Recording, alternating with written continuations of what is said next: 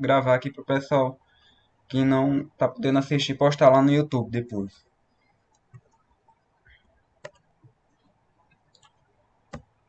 Então, como eu tinha falado, né, hoje a gente vai ver MIG e MAG e um pouquinho de TIG, certo? Na soldagem ao arco elétrico com gás de proteção, ou GMAW, também conhecido como MIG e MAG, que é metal inerte gás e metal ativo gás, um arco elétrico é estabelecido entre a peça inconsumível na forma de arame. O que quer dizer a tradução aí de MIG e MAG? Esse metal inerte gás e esse metal ativo gás. Quando eu estiver trabalhando com MIG, certo?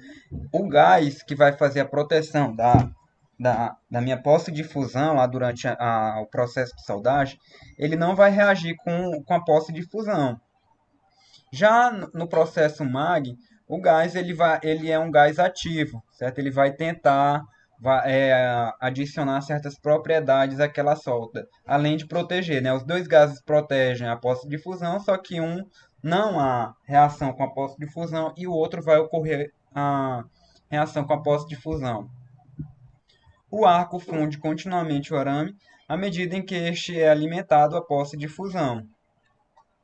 Então a gente vai ter o arco, né, o metal, e ele vai estar é, sempre alimentando a poça de fusão. O metal de solda ele é protegido da atmosfera pelo fluxo de gás ou mistura de gases, ativo, inerte ou ativo. Então a gente viu lá em eletrodo que quando a gente ia soldar com o eletrodo revestido, o revestimento ele ia se consumindo junto com a alma do eletrodo, né? E essa, esse consumo do revestimento ele ia proteger a poça de fusão. Certo? Só que aqui no caso, o metal de solda ele não vai estar envolto do revestimento. Certo? Como é que você vai fazer a proteção da poça de fusão? Vai ser por meio de gases. E aí, como eu falei, a gente vai ver alguns tipos de gases, propriedades, várias outras coisas aí sobre solda, MIG-MAG. Aqui a gente tem o esquema básico do processo MIG-MAG, né? Que aqui, deixa eu pegar aqui o apontador laser.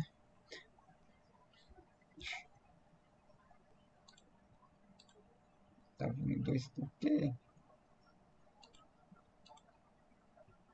Pronto. Aqui você tem a alimentação de arame, certo? O arame ele vai tá vindo aqui por cima. Aqui você tem uma ligação inversa, certo? Ou seja, o eletrodo ele vai estar no polo positivo e a peça vai estar no negativo, como a gente pode observar aqui. Aqui a gente tem a tocha, que ela pode ser, aqui está falando que é MIG, mas ela pode ser MIG-MAG, certo? A gente tem o metal de solda solidificado nessa parte, aqui ele ainda vai soldar, então a solda ela está caminhando nesse sentido. A gente tem um arame de soldagem, lá na solda arco elétrico a gente tinha a alma, certo? Aqui a gente tem como consumível o arame de soldagem e a proteção gasosa, certo? Temos a poça de fusão, que é onde o arame de soldagem está se fundindo. Temos o arco elétrico, que a gente vai ver que aqui na solda MIG-MAG ele pode ser de três tipos, certo? E a peça que está sendo soldada.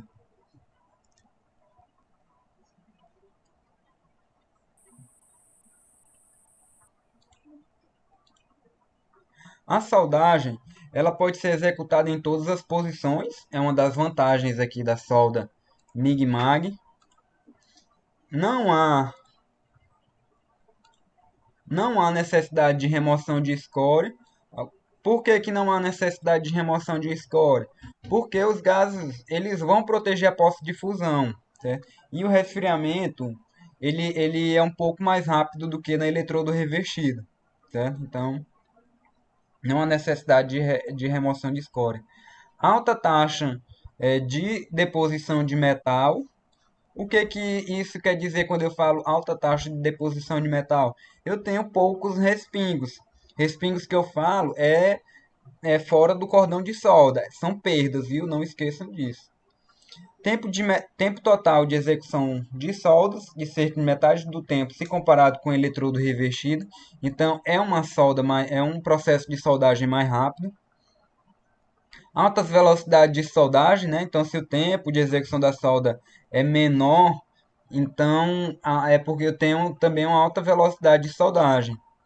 Menos distorções das peças. Por quê? Porque o aporte térmico ele é menor em soldagem MIG-MAG. Certo? O que é o aporte térmico? É a quantidade de calor envolvida no processo de fusão do metal. E não há perdas com pontas, como no eletrodo revestido. Lembra lá que quando você tinha um alicatezinho que você botava a ponta do eletrodo e quando você terminava de soldar o eletrodo até a parte do revestimento, então aquela ponta ela era perdida, coisa que não ocorre aqui com o solda MIG-MAG. Desvantagens.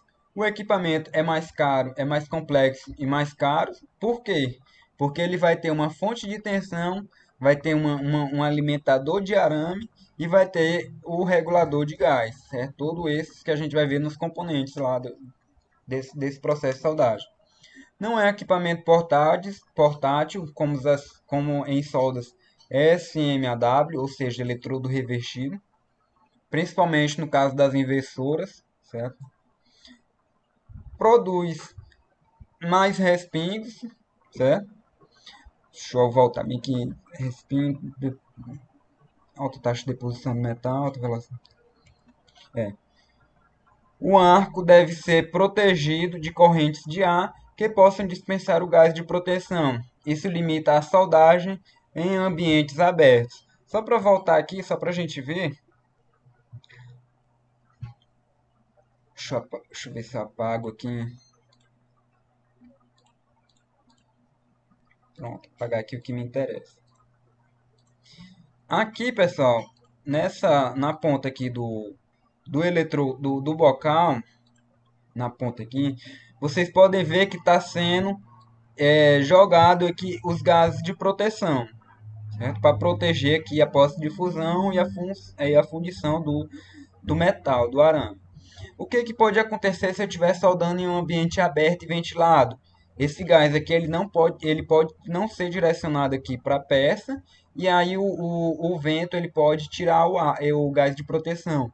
E aí, ou seja, vai ficar sem proteção aqui, vai ter hidrogênio, vai ter oxigênio, vai ter nitrogênio e aí eu posso ter problemas aí de fissuração, porosidade nesse cordão de soldagem, certo? Então, o ambiente também ele influencia muito em soldagem MIG e MAG, principalmente por conta desse fator aqui, a alimentação do gás. Os modos de transferência. Basicamente, o processo MIG e MAG conclui três técnicas distintas de transferência de metal. Essas técnicas descrevem a maneira pela qual o material é transferido do arame para a poça de fusão, que podem ser curto-circuito, certo? Isso daqui, pessoal, é muito comum a gente ver isso aqui, certo? Deixa eu só apagar aqui. Isso é muito importante para a gente, porque às vezes o processo de transferência do metal ele vai influenciar no cordão de solda. Né? Curto-circuito, ou short arc, globular e o aerosol, ou spray arc. Aqui a gente tem o exemplo de como ocorre a transferência por curto-circuito, globular e aerosol. Na transferência por curto-circuito, também chamada de short arc, deep transfer e microwiring, pode ser, a transferência ocorre em curto-circuito elétrico quando o curto-circuito elétrico é estabelecido, certo? Semelhante à transferência de metal que ocorre lá no eletrodo revestido.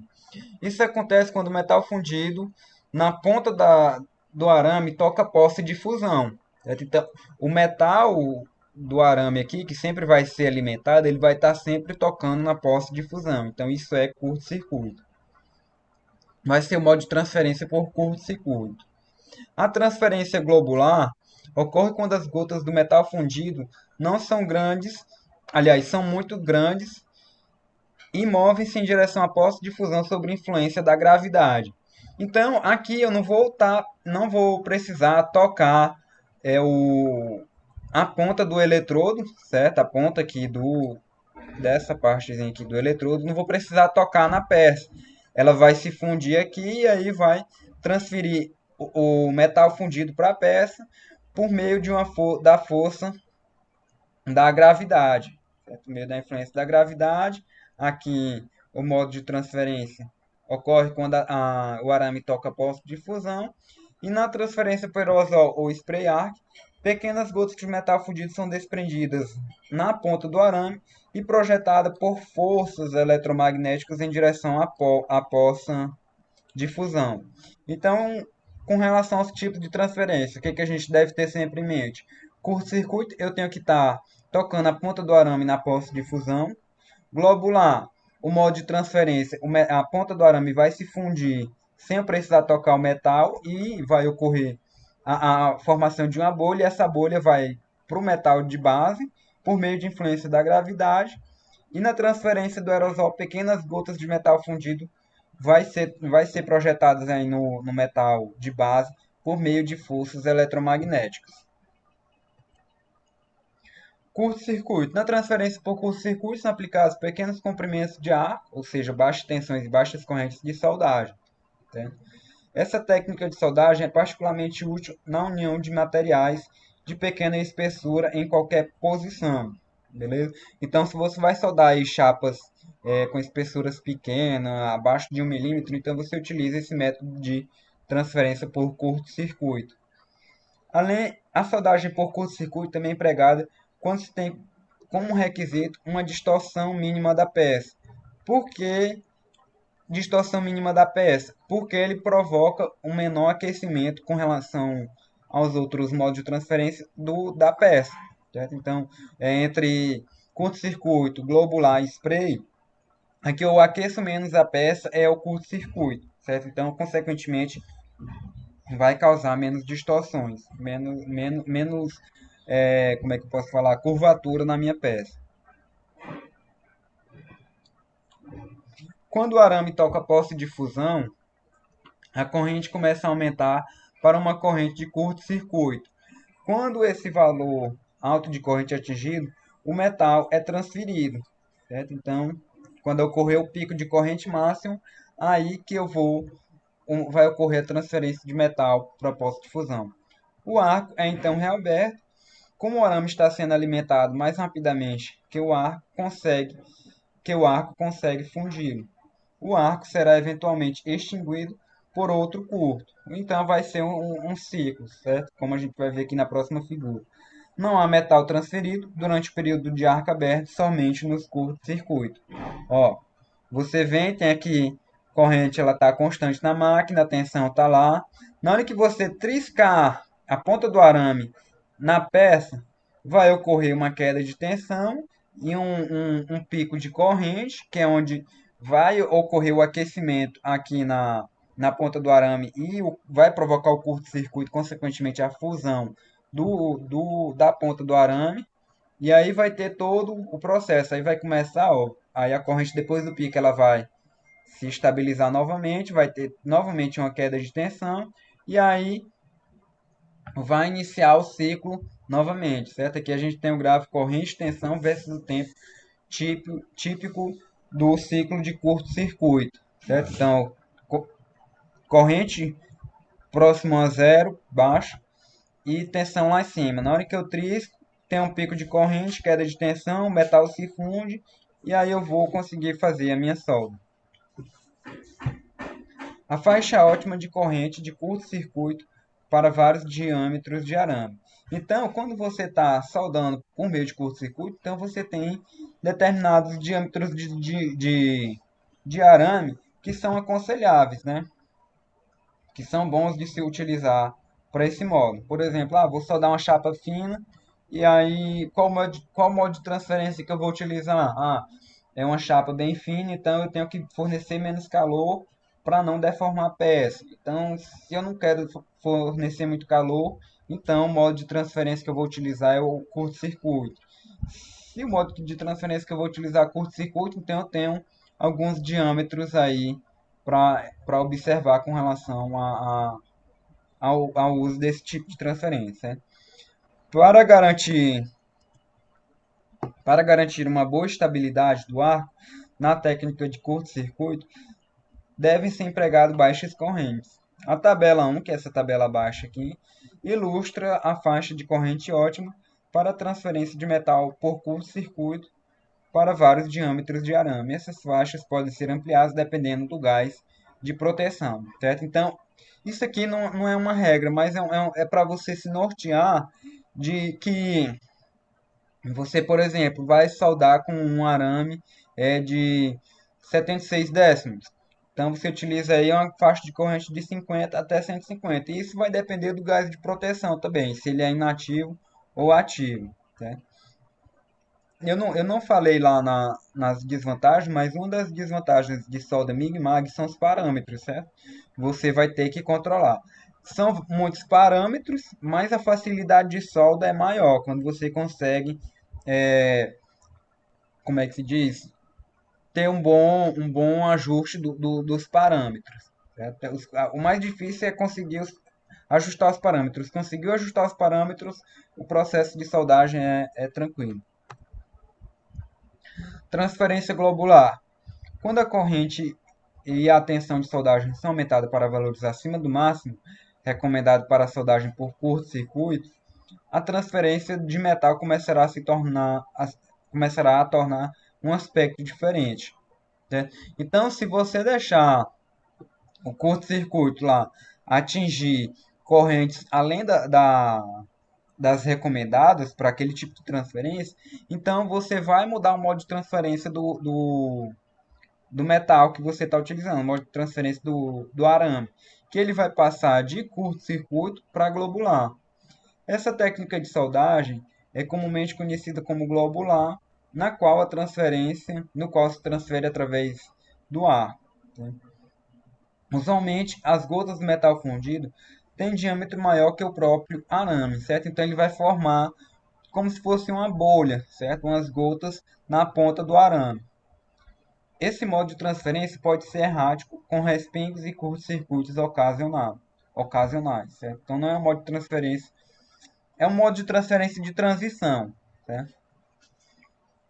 Se você aumentar a corrente e a tensão da soldagem mais ainda, a transferência de metal, torna-se um verdadeiro arco em aerosol, um spray. A corrente mínima a qual esse fenômeno ocorre é chamada corrente de transição, certo? A soldagem aerosol pode produzir altas taxas de deposição de metal de solo. Essa técnica é empregada para unir materiais de espessura de 2,4 milímetros e maiores, certo? Então, no mínimo, mais ou menos aí nessa faixa de 2,4 a 2,5 milímetros para maiores, o modo de transferência recomendado é o aerosol. Como é que você vai conseguir isso? Aumentando corrente e tensão. Corrente mínima para a soldagem por aerosol. Aí você tem aqui, certo? Aço carbono, aí para 76 décimos. Você tem a corrente mínima de 150. Aí, por exemplo, se você vai soldar aço carbono com 76 décimos, para a soldagem curto-circuito seria de 150. Certo? Uma mínima de 50 e uma máxima de 150. Aí, quando você estiver próximo do 150, um pouco para mais ou um pouco para menos, aí você vai estar fazendo modo de transferência globular, certo? Aqui tipo de arame, aço carbono, ácido oxidável, alumínio, e aqui os gases de proteção, certo? Técnica de soldagem por arco em aerosol, certo? Aqui, ó, aí você tem a tocha ou a alimentação de arame, o arco elétrico aqui, ó, ele vai formar pequenas gotas, certo? Pequenas gotinhas que é o chamado de aerosol, que é diferente da globular. A globular ele vai formar uma bolha aqui maior do que o diâmetro do arame, e essa globo ela vai descer para a peça aqui por meio da gravidade. Aqui está vindo por meio de forças eletromagnéticas, certo? Essas pequenas gotas aqui. Os equipamentos na soldagem MIG-MAG. Então, como a gente já tinha comentado anteriormente, ele é um processo para se soldar mais fácil, só que ele tem mais parâmetros. Certo? Então, o difícil de soldar MIG-MAG não é você soldar, e sim você conseguir regular todos os parâmetros e deixar ele na faixa ótima aí que você vai conseguir soldar. Então, bora aqui. O 1 é o cabo de solda, ou negativo. Então, lembrando, MIG-MAG provavelmente sempre vai ser é, polaridade direta não, polaridade inversa ou reversa, certo? Não, nunca se esqueçam do tipo de polaridade. 2. Refrigeração da tocha. 2. A gente tem o 2 aqui. Refrigeração da tocha, que pode ser por água ou por gás, por ar comprimido também, certo? Não pode ser só por água. Gás de proteção, o 3 que vem aqui do cilindro, certo? 4. Gatilho da solda, que está aqui na frente, certo? O gatilho que ele que vai alimentar tanto a alimentação de gás de proteção quanto do arame. 6. Conduíte do arame, certo? Então tudo isso vem aqui para o maçarico, certo? 7. O gás de proteção vindo do cilindro, aí ele vai junto aqui com um alimentador de arame. Saída de água de refrigeração, em 8. Entrada de água de refrigeração, 9. Tudo aqui nessa máquina. 10. A gente tem entrada de 42 volts, corrente alternada. 10. É a fonte de alimentação. 11. O cabo de solda positivo, certo aqui. Conexão para a fonte primária, o 12. Então são basicamente esses equipamentos que eu vou tentar detalhar aqui para vocês. Você tem aqui a fonte, certo? A fonte que vai provocar o curto-circuito. Então é um processo a arco elétrico. Você vai ter o cilindro do gás de proteção, vai ter o arame aqui, certo? Que o arame é o que vai ser fundido. E aí você vai controlar tudo aqui na, na- no bocal, ou seja, no maçarico que vai ocorrer a fusão. E tem algumas máquinas que não necessitam da água de refrigeração, nem do ar de refrigeração, certo? Mas aí vai depender do tipo de cada marca e da aplicação. Fonte de energia. Fontes de corrente contínua e de tensão constante são empregadas na maioria dos casos de soldagem MIG-MAG. Essa característica contrasta com as fontes de corrente utilizadas na soldagem TIG e com outros eletrodos revertidos, né? Uma fonte MIG-MAG proporciona uma tensão de arco relativamente constante durante a soldagem. Então, para diferenciar do TIG vai ser por meio de corrente alternada, como a gente vai ver mais à frente. Essa tensão determina o comprimento do ar. Quando ocorre uma variação brusca na velocidade de alimentação do arame, uma mudança momentânea na tensão do ar, a fonte aumenta ou diminui abruptamente, ou seja, repentinamente, a corrente e, portanto, a taxa de fusão do arame dependendo da mudança do comprimento do ar. Alguém me lembra aí o que é o comprimento do ar? Abimael, Maria, lembra? Que nós falamos aí na aula passada do comprimento do ar que eu mostrei. Vocês estão aí, pessoal? Esqueci, professor. Pode esquecer, não. Tem que estar sempre lembrando desse conceito. Abimael, tá aí?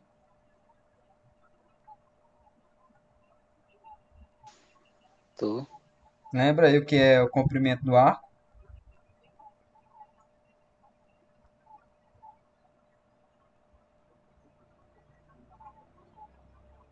Não.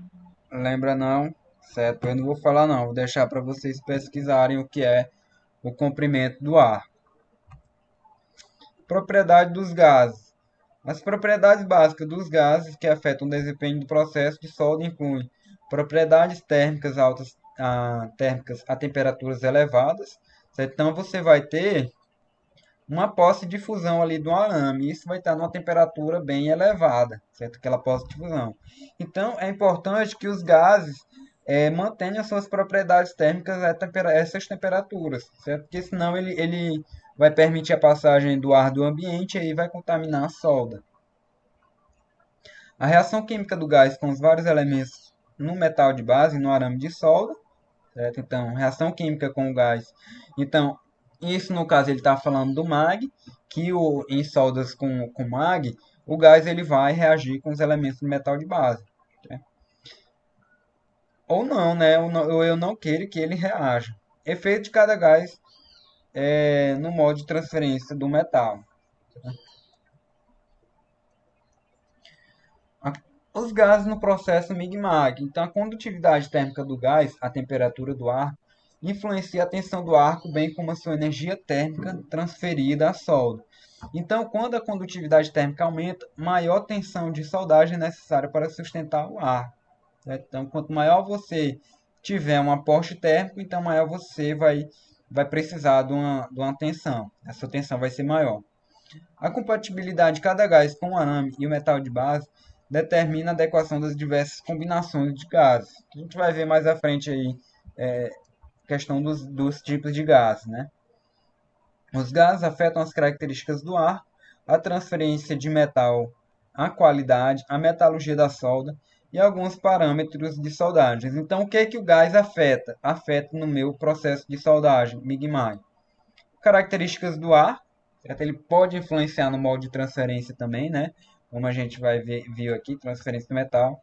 A qualidade, a metalurgia da solda, ou seja, é um gás ativo, ele vai influenciar na metalurgia da solda. E nos parâmetros de soldagem.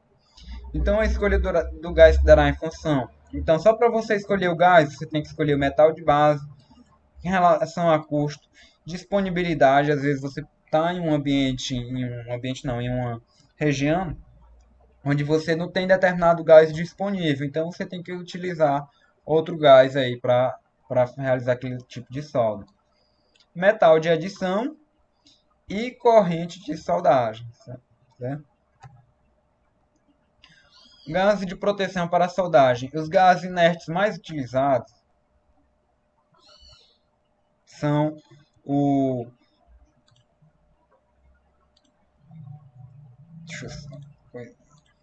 os gases inertes mais utilizados são o argônio e o hélio. E os gases ativos são dióxido de carbono, oxigênio e nitrogênio. Certo? Tem outros gases também.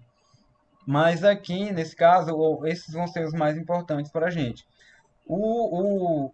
Também, eu vou falar logo, que a gente pode fazer mistura desses gases, certo? E combinar determinadas propriedades para aquele cordão de solda. Então, o argônio é um gás inerte que é usado tanto puro quanto em combinações com outros gases para alcançar as características de arco desejado na soldagem de metais ferrosos e não ferrosos. Então, ó, se alguém perguntar para vocês o argônio, Mig-Mag, ele é o que? Inerte, certo? Quase todos os processos de soldagem podem utilizar o argônio ou misturas de argônio para alcançar boa soldabilidade, propriedades mecânicas. Às vezes você está soldando um material que você necessita que o metal de adição ali que está sendo fundido tenha uma pureza, então você utiliza o argônio, certo? Para ele não reagir com a posse de fusão. E características de arco e produtividade. Baixo potencial de ionização do argônio cria uma excelente condução da corrente e uma estabilidade de arco superior. Então, essa é outra característica do argônio, ou seja, o seu baixo potencial de ionização. O que é esse baixo potencial de ionização? É a facilidade de abrir o arco elétrico. Certo? O argônio produz uma coluna de arco restrita a uma densidade de corrente que faz com que a energia do arco fique concentrada em uma pequena área. O hélio. O hélio, ele também é outro gás inerte. Então, eu vou perguntar para vocês, qual é Cite gases inertes utilizados no processo MIG, argônio e hélio, que é empregado em aplicações de soldagem onde são necessários um maior aporte térmico, relembrando aí o que é aporte térmico, é a quantidade de energia que vai ter durante o processo de soldagem, certo? Quantidade de energia que eu falo em termos de energia de temperatura, pessoal.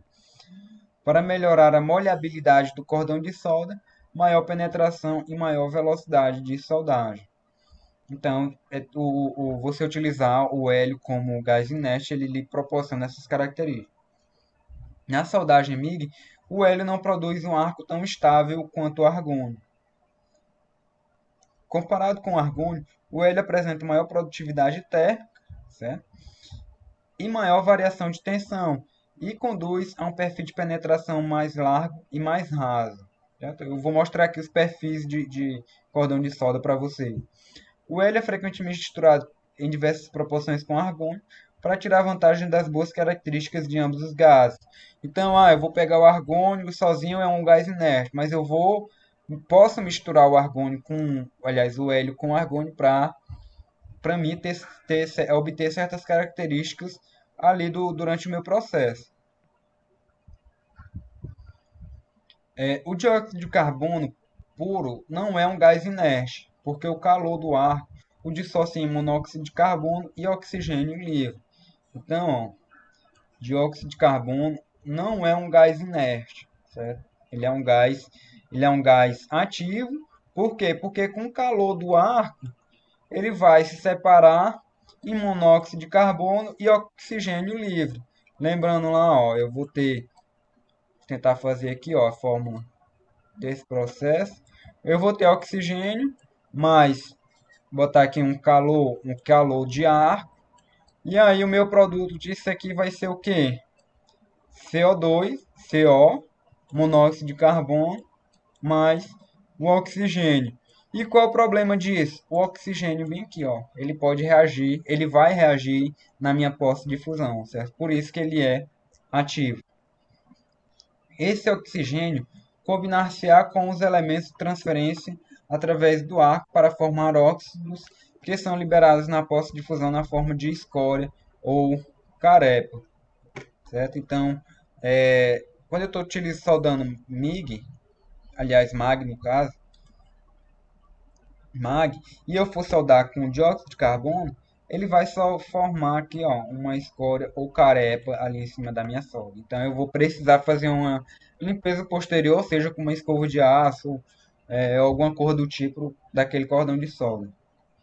Embora o dióxido de carbono seja um gás ativo, ele produz um efeito. Embora o dióxido de carbono seja um gás ativo e produza um efeito oxidante, soldas íntegras podem ser consistentes e facilmente obtidas sem a presença de porosidade e outras descontinuidades. Certo? O dióxido de carbono é largamente empregado na soldagem de aço. Certo? Sua popularidade é devido à sua disponibilidade, então ele é um gás fácil de se encontrar e proporciona uma boa qualidade da solda, bem como seu baixo custo e instalação simples. O dióxido de carbono não permitirá uma transferência em aerosol, por isso os modos de transferência ficam restritos ao curto-circuito e a globular. Então, perguntar qual modo de transferência é permitido pelo dióxido de carbono. Transferência em aerosol ou, aliás, é transferência por curto-circuito e transferência globular. Ele não permite transferência em aerosol. A vantagem do dióxido de carbono são velocidades de soldagem maiores e uma penetração profunda, certo? Do cordão de solda. Aqui eu tenho aqui uma tabelazinha com relação aos gases e misturas utilizados na soldagem MIG-MAG. E aí, como eu havia falado. Deixa eu pegar aqui. Argônio. Argônio ele é um gás inerte, ele não reage com material de base nem com metal de adição. Então, quase todos os tipos de metais, menos o aço. Né? O hélio inerte, ou seja, solda-se essas aplicações mais comuns, alumínio, magnésio, cobre, e suas ligas. Aí você tem aqui as misturas, certo? Nitrogênio é um gás inerte também, cobre suas ligas. Aí você tem aqui os gases que já são oxidantes, certo? O que é esse oxidante? São gases reagentes. Então você tem aqui o dióxido de carbono e suas misturas aqui. Aqui eu tenho uma solda onde o gás de proteção é o argônio, certo? Aí como é que vai ficar o meu cordão? Então percebam que ele vai adquirir uma profundidade aqui mais estreita. Já se eu conseguir, se eu soldar argônio e dióxido de carbono, aliás, dióxido de carbono não, e oxigênio, então ele já vai reduzir aqui a sua profundidade estreita, certo? Vai ser uma profundidade mais larga. Se eu soldar com dióxido de carbono, então a profundidade do meu cordão de solda ela vai ser bem larga. E assim, ó, argônio e dióxido de carbono vai formar uma calota aqui, ó. O hélio.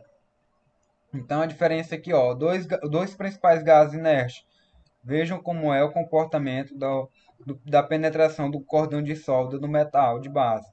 Certo? Aqui o argônio ele penetra estreito no material e o hélio não, ele penetra bem, formando aqui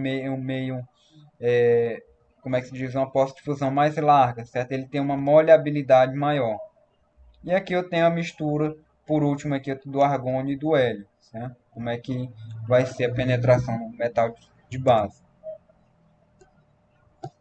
Um dos mais importantes a considerar um dos mais importantes fatores a considerar na soldagem MIG é a seleção correta do arame de solda. Então a gente já falou dos gases, da corrente, certo? Do diâmetro do arame com relação à corrente. E a gente vai falar agora dos arames em si, né? Então esse arame, em combinação com um gás de proteção, produzirá um depósito químico que determina as propriedades físicas e mecânicas da solda. Basicamente, existem 5 fatores principais que influenciam a escolha do arame na soldagem MIG-MAG. A primeira delas é a composição química do metal de base.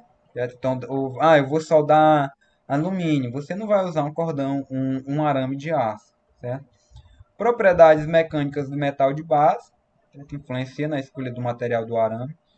O gás de proteção empregado, certo? Porque o gás de proteção influencia no modo de transferência. O modo de transferência é influenciado também pelo tipo de arame, o tipo de serviço ou os requisitos da especificação aplicável e do tipo de junta que você vai estar soldando. Se é uma junta topo a topo, uma junta em ângulo. Então, vai influenciar na escolha do arame também. Segurança. Mantenha sua cabeça longe dos fumos. Não respire os fumos e os gases causados pelo arco elétrico. Qual a diferença aqui de fumos para gases? Os gases é aqueles gases que a gente falou, o hélio, o argônio, o dióxido de carbono, que eu falei que ele é tóxico para nós humanos, certo? E o que seriam os fumos? O fumos é a combinação dos gases aqui com a poça de fusão. Então vai estar liberando fumos. Então é bom que você utilize máscaras de respiração também por baixo aqui da máscara de solda, certo? Você tem aqui a máscarazinha de solda e por baixo dela você coloca uma outra máscara respiratória. Certifique-se de manter uma exaustão suficiente. Lembrando, pessoal, exaustão é diferente de ventilação. Por quê? Porque a ventilação ela pode não, ela vai influenciar aqui, ó, nos gases no processo de soldagem. A exaustão ela é para retirar os fumos e os gases. O tipo e a quantidade de fumos e gases dependem do equipamento, né? Das condições de trabalho e dos consumíveis usados, ou seja, dos gases que estão sendo utilizados, do eletrodo, do metal de base. O choque elétrico ele deve ser evitado, certo? Em toda e qualquer operação. Instalação defeituosa, esmerilhamento inadequado e operação e manutenção incorreta do equipamento elétrico são fontes de perigo. Devem ser seguidas as recomendações abaixo. Aterre todos os equipamentos elétricos e a peça de trabalho. Certo? Então, tudo deve estar aterrada, a gente já viu isso lá na disciplina de segurança do trabalho, quando a gente tratou da NR12, né? Que muitas vezes as pessoas não deixam de utilizar o aterramento da máquina e às vezes até dos nossos eletrodomésticos, né? Tem aquele cabozinho verde que tem na geladeira, na máquina de lavar, fogão elétrico. E aí tem gente que pega, corta ou não faz a devida ligação, tá? Então, sempre se atentar aí para o aterramento. Usar o diâmetro correto do cabo. Por quê? Porque se você, por exemplo, está soldando e necessita de uma corrente alta, você está utilizando um cabo com diâmetro menor, você vai ter o efeito Joule e vai aquecer esse cabo e aí pode ter problema depois. Vai dar problema depois. Certifique-se que todas as conexões elétricas estejam apertadas, limpas e secas. Por que apertadas? Porque tem gente que não costuma apertar os parafusos das conexões elétricas. E folgas são concentradores de tensão e causam aquecimento, né? O efeito Joule. Manter tudo seco e limpo, certo? Tudo seco não somente de água, mas também de óleo, gasolina. Por que a água? Porque a água, quando você iniciar o processo de soldagem, se conter água, ela tende a se expandir. Então, pode lhe causar algum dano. E a gasolina, o óleo, ele vai ter o comportamento mais explosivo. Mantenha os cabos e as conexões em boas condições. Use luvas isoladas quando estiver regulando o equipamento, certo? Então, tem muito erro disso com relação a esse tópico, né? Inclusive, eu já vi alunos em aula minhas cometerem esse erro, né? E aí ele vai fazer a regulagem da máquina, a máquina está ligada e ele não utilizar a luva de proteção, certo? Ele vai fazer sem a luva e aí é, eu sou chato com relação à segurança, né? Porque ele pode morrer e o responsável pela morte dele vai ser eu. Então, eu brigo mesmo quando tá tratando desse ponto bem aqui, certo? Quando você vai fazer a regulagem do equipamento. Então, você desliga a máquina, ou você desliga a máquina para fazer a regulagem, ou você usa a luva de proteção, certo? Mas o ideal é sempre desligar a máquina. Então, ó, não esquecer, regular a máquina ligada, sem luva de proteção. Você toma uns pontinhos aí fora, é, uns pontinhos fora uma briga, certo? Radiação e respingos. A radiação do arco elétrico, os respingos podem causar danos aos olhos e queimar a pele. Então, como a gente já viu na soldagem eletrodo revestido, quando você está soldando, há emissão de raios ultravioletas e ultravioletas e infravermelhos. Então, você deve se proteger desses raios, certo? Por meio proteger tanto sua pele quanto seus olhos. Nos olhos, porque ele podem causar queimaduras e se não causar a longo tempo ele vai lhe causar catarata, certo? Use proteção adequada para os ouvidos, para os olhos, ouvidos e para o corpo. A radiação do arco elétrico pode queimar os olhos e a pele da mesma forma que a luz fonte do sol, certo? Tem muita gente que tem problema de câncer de pele aí, não é soldador, mas tem problema de câncer de pele devido à exposição do sol. Os soldadores e as pessoas próximas ao local de soldagem podem queimar os olhos e a pele após breve exposição à radiação do arco elétrico, certo? Então, quando você está soldando, então você tem que criar meios das pessoas não chegarem perto. Às vezes você está concentrado soldando e aí vem sempre um meninozinho que parece com gente lá para junto de você para estar olhando, e aí você pode como iniciar o seu processo de solda e aí ele fica olhando para aquela solda e queimar a retina do seu olho. A vermelhidão da pele causada pelos raios ultravioletas torna aparente depois de 7 ou 8 horas, certo? Então, você soldar sem aqueles equipamentos de EPI, né? O mangote, a perneira, a luva. Então, você soldou ali, não aconteceu nada comigo. Não vai aparecer na mesma hora, não. Vai aparecer depois, certo? Longas exposições podem causar queimaduras graves na pele, certo? Então, aqui a gente tem algumas recomendações de lente, né? Cubra toda a pele e use óculos de segurança para proteção contra queimaduras de ar e centelhas ou de respingos. Aqui, ó, você tem com relação à numeração para solda MIG e MAG, certo? Arame sólido e arame tubular. Então, quando você estiver trabalhando com solda MIG e MAG em uma corrente de 60 a 160 amperes, então o número da lente é é 11. Então, de 160 a 250 amperes, então você utiliza uma lente número 12. De 250 a 500 amperes, utiliza uma lente número 14, certo? Aqui a gente tem os parâmetros de soldagem, né? Que a corrente de soldagem está diretamente relacionada à velocidade de alimentação do arame. Então, quanto maior você alimentar aquela poça de fusão, então maior você deve ter uma corrente de soldagem. Por quê? Porque se você está só alimentando e não está consumindo, ou seja, a corrente não está formando poça de fusão, então você vai acabar uma hora tendo excesso de arame, vai acabar tendo o arame em excesso, né? Então, deve ser regulado aí, deve ser regulado a questão corrente de soldagem, certo? Velocidade de alimentação do arame, certo? Então, a gente tem aqui, ó, 0,9 décimos de milímetros, 1,2 milímetros e 1,6 milímetros. Então, quanto maior for a minha corrente de soldagem, maior vai ser a minha velocidade de alimentação do arame, certo? Então, são diretamente proporcionais em extensão do eletrodo, né? É a distância entre o último ponto de contato elétrico, normalmente, extensão do eletrodo é a distância entre o último ponto de contato, normalmente, a extremidade do bico de contato e a peça de trabalho. Como a gente pode ver nessa figura aqui, a gente tem um bico de contato, certo? Que aqui está a polaridade inversa, certo? Aqui você tem a extensão do arame que ainda não se fundiu. E aqui você vai ter o comprimento do arco. O que é o comprimento do arco?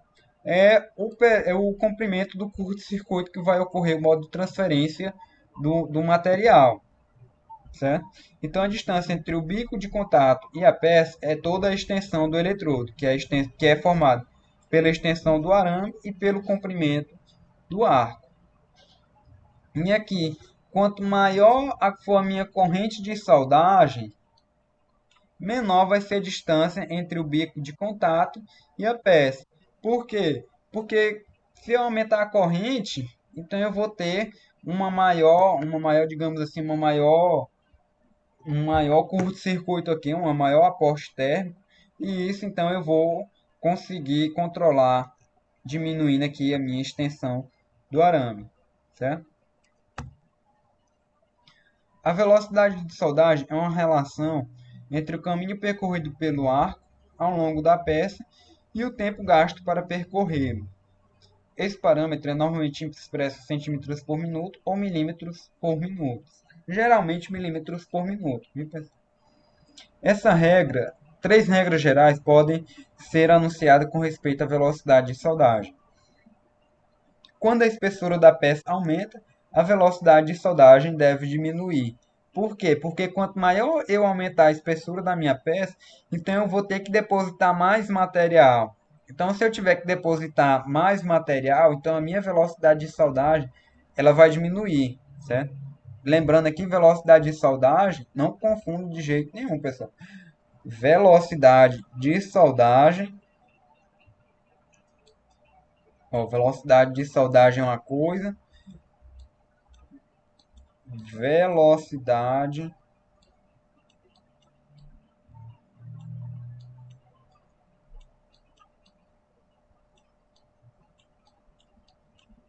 do arame é outra coisa, viu? De alimentação do arame.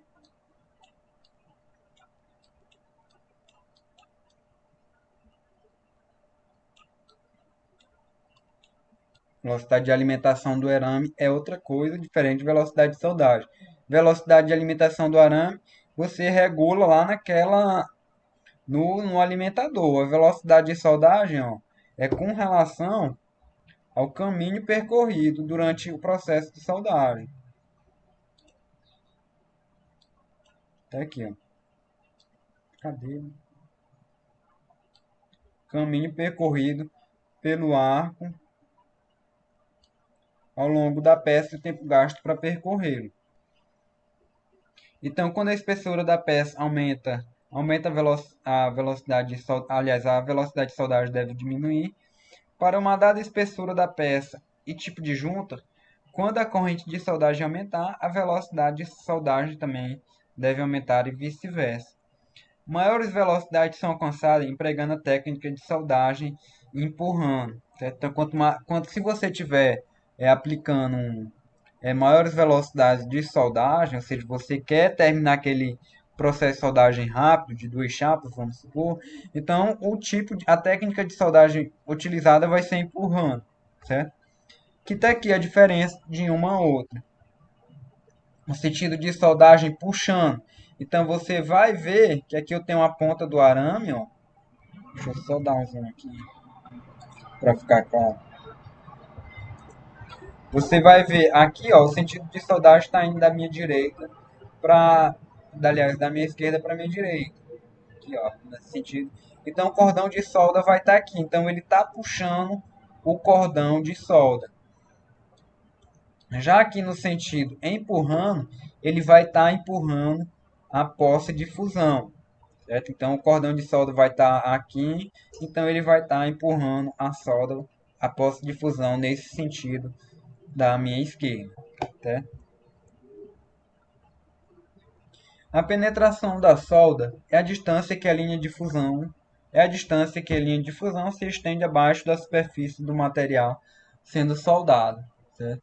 Então, a corrente de soldagem é primordial importância na penetração. Certo? Que aí tem muitos fatores, né, que influenciam a corrente de soldagem. A penetração da solda é diretamente proporcional à corrente de soldagem. Né? A penetração é maior com 12 volts e diminui quando a tensão é aumentada ou diminuída. Então, quando você está soldando MIG-MAG, geralmente você tá trabalhando aqui com uma fonte de tensão, ó, de 24 volts. Certo? A tensão ótima para a corrente empregada é de 24 volts e garante o arco mais estável. A instabilidade diminui com a penetração, certo? Então, temos essa diminuição aí da instabilidade. Então, os efeitos da velocidade de soldagem são similares aos da tensão de soldagem. Então, a penetração ela é máxima para um determinado valor e diminui quando a velocidade de soldagem ela é alterada. Certo? Então, vamos supor, eu estou soldando aqui 24 volts. Então, eu vou ver aqui, ó, 100 amperes, como foi que ficou o aspecto do meu cordão de solda. Vejam, ó, que ele formou aqui uma, uma saliência, certo? Uma protuberância bem chata, certo? Bem estreita, ó. Já aqui de 150 amperes, vejam que a penetração tanto para baixo, em termos de profundidade, quanto a protuberância aqui na parte de cima, ficaram boas. Já na de 200 amperes, ó, o cordão ele ficou bem espesso. Aqui o efeito da tensão de soldagem na penetração da solda. Aqui estou soldando a alumínio, modo de transferência aerosol, utilizando argônio. Utilizei 21 volts. Como foi que ficou meu cordão de solda e o aspecto aqui, ó. 24 volts.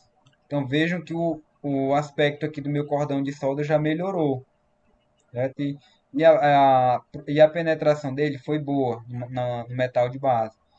Então, se eu aumentei ainda a tensão, então vejam que a penetração aqui no metal de base ó, já foi ruim, não foi tão boa quanto na de 12, na de 24 volts. E muda aqui também o aspecto do meu cordão de solda.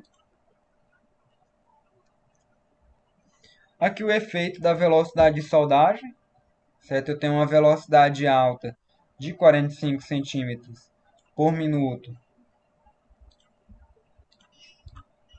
Uma velocidade alta aqui de 25 centímetros, 45 centímetros por minuto.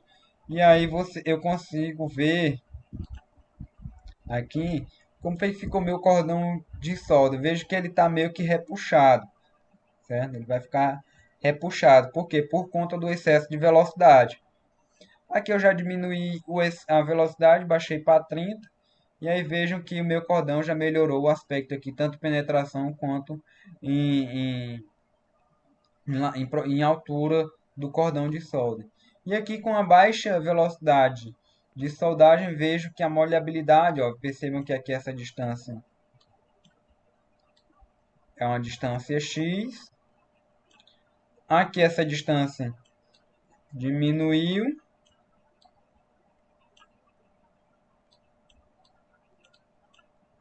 E aqui eu tenho uma distância bem menor. Então, quanto mais devagar, quanto menor for a minha velocidade de solda, menor vai ser a largura do meu cordão de solda. E quando maior for a minha velocidade, maior vai ser a minha altura, certo? São inversamente proporcionais largura e comprimento do cordão de solda. Se atentar a isso na hora da leitura do material. Efeito da posição longitudinal da tocha na penetração da solda, certo? Se você vai soldar aqui a 20 graus, como foi que ficou a técnica empurrando, certo? Então você vai empurrar a 20 graus Celsius, ou seja, você vai estar deixando o cordão de solda para trás. Você tem esse aspecto aqui de cordão de solda, aqui é uma radiografia, perpendicular, ou seja, formando 0 graus. E a técnica puxando, ou seja, o cordão de solda vai ficando para trás, empurrando fica o cordão vai ficar à frente, né, e puxando fica para trás. A taxa de deposição descreve o quanto de metal de solda será depositado numa hora de arco aberto. Então vai sempre tomar como base a hora. Então, o que influencia na minha taxa de deposição? A velocidade de alimentação do arame e o peso do meu arame por quilo. Por metro, aliás. Certo? Então, são esses fatores que influenciam a minha taxa de alimentação. Sempre lembrar, ó. Cadê? Tá aqui. Vai ser a velocidade de alimentação do arame, que vai ser em metros por minuto, ou como a gente viu, milímetros por minuto, ou centímetros por segundo. Vou ter que ter aqui o agente conversor de unidades, certo? Se for segundos, então vai ser 360 segundos, 3.600 segundos, aliás, que eu tenho em uma hora. Em um metro, eu tenho quantos quilos de arame? Então, são essas variáveis aí. E aqui a gente tem que a taxa de deposição é sinônimo de velocidade. Então, se eu tiver uma alta taxa de deposição, é porque minha velocidade de alimentação do meu arame está alta. Se eu tiver uma baixa taxa de deposição, é porque eu tenho uma velocidade de alimentação baixa. Aqui a gente tem alguns exemplos, né, uma tabela comparativa aí da quantidade de metros por quilo de arame de solda, certo? Em 1 quilo eu consigo fazer quantos metros? Então, se o material que eu estou utilizando é deixa eu ver aqui, é um aço doce, certo? É um aço doce de diâmetro de 8 décimos. Então, a cada metro eu vou conseguir andar, ó, 250 a cada quilo de arame, desculpe, eu troquei aqui. A cada quilo eu vou ter aí 250,9 metros de arame. Ah, eu tenho um arame de alumínio que ele tem 1 milímetro. Ah, eu não tenho esse dado aqui de quantos metros eu consigo em 1 quilo, certo? Então, vai depender muito aqui da relação material-diâmetro. Ah, se eu tenho um cobre a 89 décimos, então eu vou ter aqui, ó, 178 metros para cada, 188,4 metros para cada quilo de arame, certo? Que eu vou ter. Aparência do cordão de solda. Duas características do cordão de solda são sua altura e largura. Certo? Então são esses dois tópicos que a gente estava falando agora há pouco. Deixa eu só. Tá aqui, ó, largura, aliás, altura e largura, conforme mostrado no próximo slide. Essas características são importantes para garantir que a junta de solda seja adequadamente preenchida, com um mínimo de defeitos, particularmente em soldas multipass, principalmente solda multipass, ou seja, aquela solda de preenchimento. certo? Nesse caso, se a solda de cordão de solda for muito grande, torna-se muito difícil depositar os passos de solda subsequentes com boa fusão. Então, quanto mais protuberante, ou seja, quanto maior for a altura do meu cordão de solda e estreito for o meu cordão de solda, maior a probabilidade de ocorrer falta de fusão. Então, aqueles parâmetros que eu tinha falado anteriormente, né? Largura do cordão de solda, aqui eu estou soldando, aplicando uma solda de topo no meu material, certo? Aqui seria uma solda com um filete, certo? Eu com uma abertura, por exemplo. E aqui eu tenho os defeitos de solda, falta de penetração. Esse defeito é encontrado em um dos casos abaixo. Quando o cordão de solda não penetrar completamente na espessura do metal de base. Então, aqui, ó, quando falta de penetração. Quando dois cordões de soldas opostos não se interceptam, não se interpenetram, não interpenetrar, certo? Então, se eu tenho uma solda de topo e aí eu faço um cordão de solda de um lado e do outro, se as soldas não se tocarem, eu vou ter aí o defeito chamado falta de penetração do cordão de solda. Quando o cordão de solda não penetrar na garganta de uma junta em ângulo. Então a gente tem aqui, ó, essa falta de penetração bem aqui, ó. Não ocorreu no, durante a soldagem. Falta de fusão ocorre quando não existe fusão entre o metal de solda e as superfícies do metal de base. Então, quando o metal não se fundir completamente, ele vai deixar essas bolhas escuras aqui durante o seu processo de soldagem, dentro de vários cordões. Certo? Você tem multipasses, né? E aí, se você tem falta de fusão, ele vai deixando esses problemas aí. E a causa mais comum dessa falta de fusão é uma técnica de soldagem deficiente. Certo? Ah, Leonardo, como é que eu vou saber que teve uma falta de fusão dentro de um cordão de solda multipass? Pelos exames de raio-x, certo? De raio-x, ultrassom, eles acusam esses defeitos aqui. Mordedura é um defeito que aparece como um entalhe no metal de base ao longo das bordas do cordão de solda. É muito comum em juntas em ângulos sobrepostos, porém podem ser encontrados em juntas de topo um em ângulo. Certo? Então, ó, você tem o seu metal de base lá bonitinho e aí você soldou, ele ficou como se fosse uma cratera. E aí tem um cordão de solda, cratera novamente do seu metal de base. Então, essas crateras aqui são mordeduras, como a gente pode observar aqui, ó. Aqui eu tenho uma mordedura, então aqui eu tenho uma outra mordedura, aqui eu tenho uma outra mordedura. Então, o que seria o correto aqui nesse caso? O correto seria que o meu cordão de solda ele viesse aqui, ó, com uma certa molhabilidade, como está ocorrendo nesse lado aqui, ó, nesse outro lado da solda. Aqui, ó, ele teria que vir e tomar esse aspecto curvo aqui, uma carlota levemente curva aqui sobre o cordão de solda. Porosidade nós já falamos, né, aqui de solda em solda eletrodo revestido, consiste em poros de gás que podem ser encontrados na superfície no interior do cordão de solda solidificado. Certo? Então, são meio que vazios, certo? Que fica dentro do cordão de solda. Esses poros podem variar de tamanho e são geralmente distribuídos numa forma aleatória, certo? Então, você fez a solda e aí fez o exame de raio-x ou de ultrassonografia na solda e aí constatou que tem porosidade, pode ou você compra material novamente para fazer aquela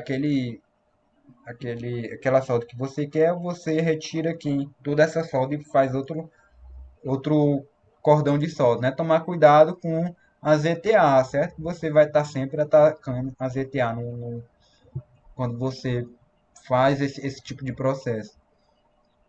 Entretanto, também é possível que a porosidade seja encontrada apenas no centro da solda, certo? Pode ocorrer isso também. Por que no centro da solda?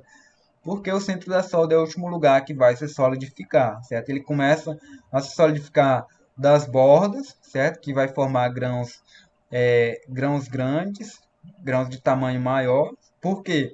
Porque a transferência do metal, do calor do metal fundido aqui, vai mais para esse metal de base. E aí vai formar grãos maiores aqui, próximo a ZTA, e aqui no centro vai ter grãos refinados, é onde eu posso ter aí a porosidade. As causas mais comuns das porosidades são a contaminação atmosférica, excesso de oxidação na superfície da peça a serem soldadas, elementos de liga desoxidantes inadequados no arame e a presença de sujeira. Certo? Você não limpou corretamente a sujeira aí da sujeira daquele material que você está soldando. Ela pode ser causada por vazão de gás de proteção insuficiente, então vai entrar oxigênio ali, claro, se for um MIG, e aí vai causar danos, ou seja, causar bolhas dentro do cordão de solda.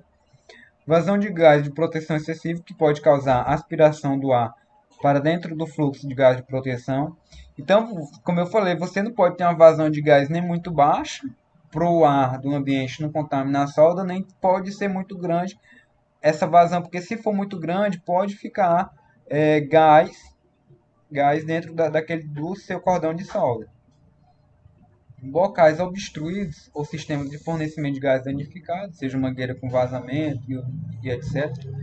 Correntes de ar excessivas na área de soldagem pode causar porosidade, né? A gente falou que deve proteger o ambiente, a soldagem do ambiente. Né? Solda TIG. No processo de soldagem a TIG, o arco elétrico é feito com eletrodo de tungstênio e a proteção gasosa é feita com gás inerte. Certo? A proteção gasosa é feita com gás inerte, uma mistura de gases inertes como o argônio e o hélio, certo? Que a gente falou. Já que no processo TIG, a gente vai ter um eletrodo que esse eletrodo ele não é consumível, certo? É um eletrodo de tungstênio. As vantagens do processo TIG possuem um bom controle da qualidade da energia transferida para a peça, devido ao controle independente da fonte de calor e da adição do metal de enchimento. Né? É um processo que é aplicado na maioria dos metais e suas ligas, principalmente na soldagem de chapas finas de metal de difícil soldabilidade. O arco é estável, dando à solda uma boa aparência, certo? E baixa produção de escórias e fumos. Desvantagem: baixo rendimento. É um processo limitado à solda com chapas espessoras de até 10 milímetros, ou seja, 1 centímetro. Você não consegue soldar mais do que isso. Risco de inclusões de tungstênio, ou seja, o eletrodo de tungstênio é para não ser um eletrodo não consumível, mas pode ocorrer inclusões. É bastante sensível às correntes de ar e alto custo dos gases de proteção. Né? Os equipamentos, você tem a fonte de energia, um ignitor, né? Um eletrodo não consumível de tungstênio, uma tocha de soldagem, também chamada de pistola. Certo? Ele é mais simples aí, os componentes. A fonte de soldagem pode ser corrente alternada quando você está soldando metais não ferrosos, sobretudo alumínio e magnésio, e utilizado corrente contínua, polaridade direta ou reversa para soldagens em aço, aço inoxidável e aço cromo mobilidênio. Certo? Então, se na MIG você utilizava aí corrente contínua, aqui na TIG você pode utilizar corrente direta ou reversa. Aqui você tem os modos de transferência, né? Ou seja, aliás, como vai ocorrer o seu processo de soldagem? Então, corrente contínua inversa. Então, você tem aqui como é que vai ser o cordão de solda. Corrente contínua inversa não, reversa aqui, inversa aqui, certo? Então, aqui você vai ter uma profundidade, uma elevada profundidade do cordão de solda, aqui uma baixa profundidade, mas o comprimento do cordão de solda vai ser maior.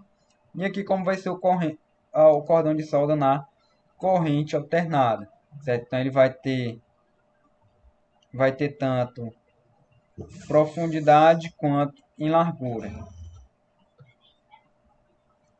Aqui vai ter a influência da polaridade no processo de soldagem TIG, certo? Então, se você vai estar soldando com a polaridade inversa, certo? Ou seja, o eletrodo vai estar no positivo, o eletrodo vai estar no negativo, aliás, você vai ter que uma penetração do cordão de solda vai ser grande.